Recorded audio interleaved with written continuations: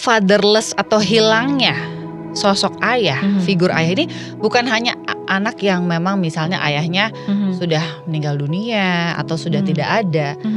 Ayah yang ada di rumah, fisiknya ada nih, figurnya ada, tapi nggak punya kedekatan emosional, itu juga fatherless. Penelitian yang menunjukkan ya, ketika seorang anak itu tidak mendapatkan kedekatan emosional dari ayahnya, itu bisa tumbuh menjadi individu yang akan cenderung haus perhatian, haus validasi, dan dia akan mencari validasi itu dari eksternal.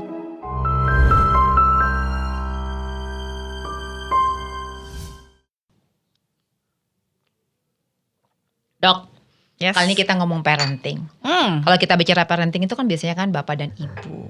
Nah, sekarang lagi banyak dibicarain mengenai fatherless. Apa sih dok meaning fatherless ini?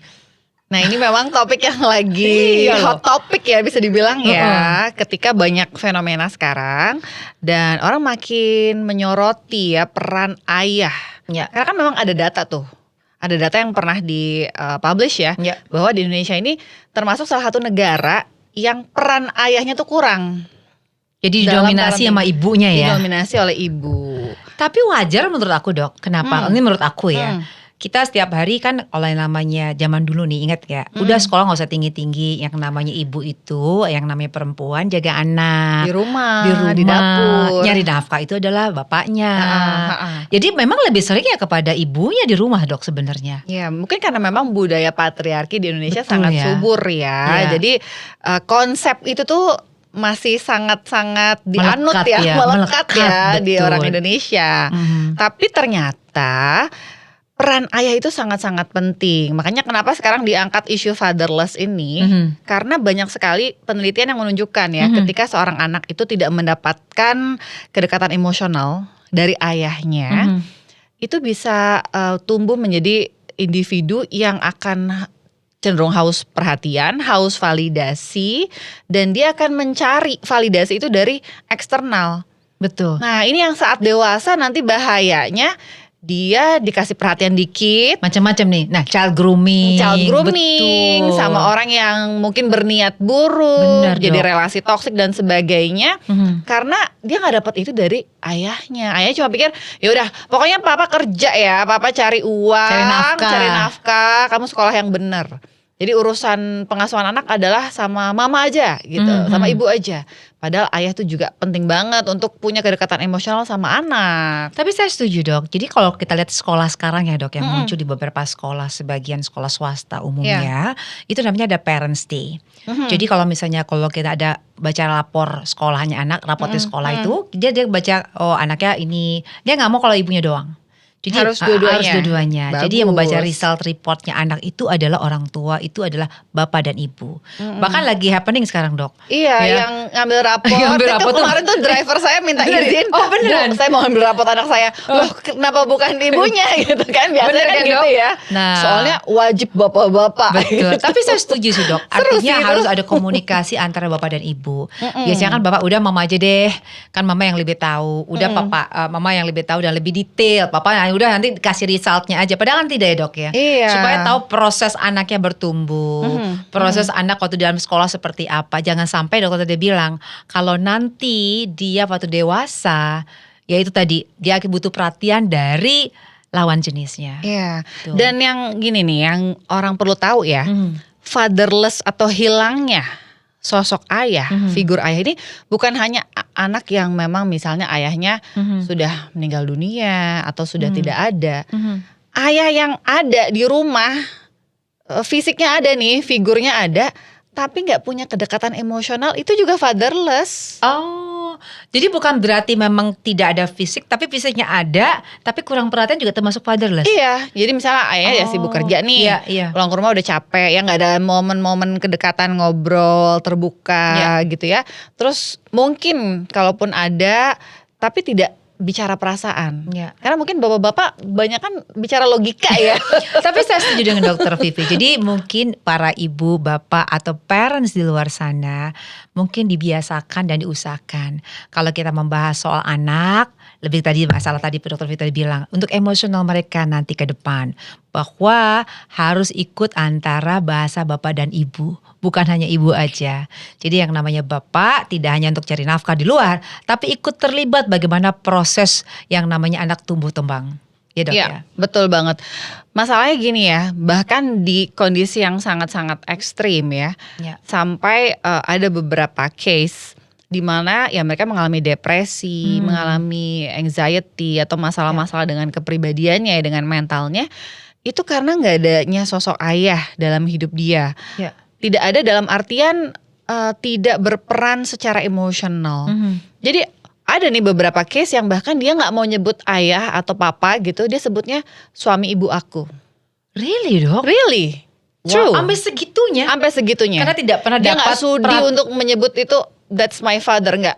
Suami ibu aku. Ketika dia berulang kali ngomong ya di rumah ada suami ibu aku, kan saya pikir apakah itu bapak sambung gitu? Bukan. No, kandung gitu. Tapi karena dia merasa aku nggak sudi manggil dia ayah. Ini jadi, menarik ya dok. Sampai segitunya loh. Artinya ini mungkin untuk bapak-bapak yang menonton RSC kita episode kali ini bisa perhatian buat bapak ibu sekalian. Karena balik lagi, jangan sampai seperti tadi kasus Dokter Vi sampaikan. Jadi sampai dia tidak mengakui itu suami ibu aku. Suami ibu aku. Bukan ayah aku gitu. Karena dia merasa apa dia perannya, dia cuma ya udah ngebiayain aku sekolah aja gitu. But that's not enough. Jadi memang bapak-bapak perlu tahu ya, nggak cukup loh cuma kayak ngasih uang bulanan, ngasih anak kemewahan, fasilitas, that's not enough. They need emotional attachment. Satu juga kadang-kadang mungkin karena bapaknya sibuk, tapi tetap kembali. Saya pernah ngalamin juga dok, artinya ya udah mama aja yang nanganin. Tapi saya bilang nggak, tetap. Nanti mungkin pertama kali tahap awal saya akan menyampaikan, tapi nanti kita ada waktunya bapak juga harus sampaikan dan ikut andil menyampaikan apa yang kita sampaikan tadi. Jadi bahasanya sama, tapi bukan keluar dari ibunya, tapi keluar dari bapak dan ibu. Betul. Jadi ibu bukan penyampai pesan ya, messenger ya. Bukan messenger. Bukan perannya sama. Ya. Tadi orang tua tadi bapak dan ibu, bukan ibu doang. Iya, itu harus dua-duanya. Ada case juga yang sampai dia itu punya cita-cita dia harus keluar dari rumah, dia harus kuliah ke luar negeri karena dia merasa nggak nyaman satu rumah sama ayahnya. Sampai segitunya. Wow. Itu ada juga seperti itu. Dan dia merasa happy banget, bebas karena ya dia merantau, dia jauh, jadi dia nggak harus melihat ya, berinteraksi dengan ayahnya. Walaupun interaksi kayak orang yang katakanlah tidak dekat gitu ya, tapi dia tetap nggak nyaman satu atap dengan si ayahnya. Nah dok, jangan sampai itu terjadi. Menurut dokter seharusnya kita sebagai orang tua harus tahap-tahap apa yang dilakukan dok?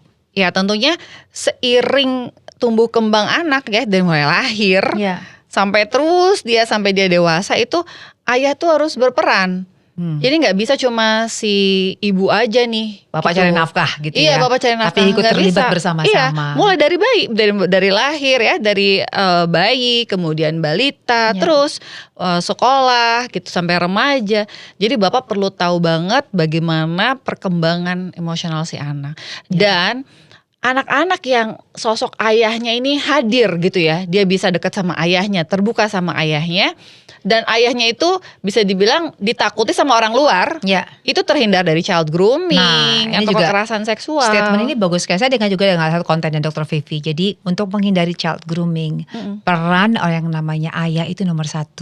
Kalau ayahnya keperhatian, ikut andil dalam tumbuh kembang anaknya, otomatis yang namanya oknum di sana tidak berani mendekati yang tadi child grooming dok. Iya, betul. Karena ada figur laki-laki, sosok ayah yang memang akhirnya ditakuti sama orang-orang yang mau berbuat jahat terhadap si anak gitu kan.